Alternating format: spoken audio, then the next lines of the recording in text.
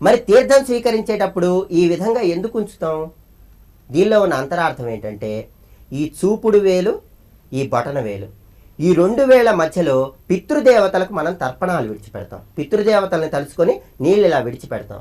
ఇది పితృతీర్థం కాదు, దైవతీర్థం అని చెప్పడానికి సంకేతంగా ఈ 2 వేళ్లను ఇలా మూసేస్తాం. అంటే ఇటువైపు ఏం లేదని చెప్పడానికి సంకేతంగా ఇలా ఆవు చెవి ఆకారంలో చేతిని ఉంచి చేతిలో తీర్థాన్ని పోసుకొని మినపగింజ మునిగేతంతటి పరిమాణంలో తీర్థాన్ని 3 సార్లు తీసుకోవాలి.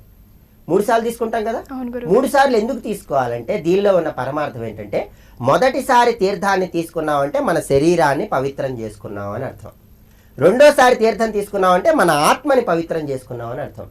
మూడోసారి తీర్థం తీసుకున్నామంటే పుణ్యాన్ని పొందామని అర్థం. అంటే దేహాన్ని పవిత్రత చేసుకోవటానికి, ఆత్మను పవిత్రత చేసుకోవటానికి, పుణ్యాన్ని పొందటానికి 3 సార్లు అలా తీర్థాన్ని స్వీకరించాలి.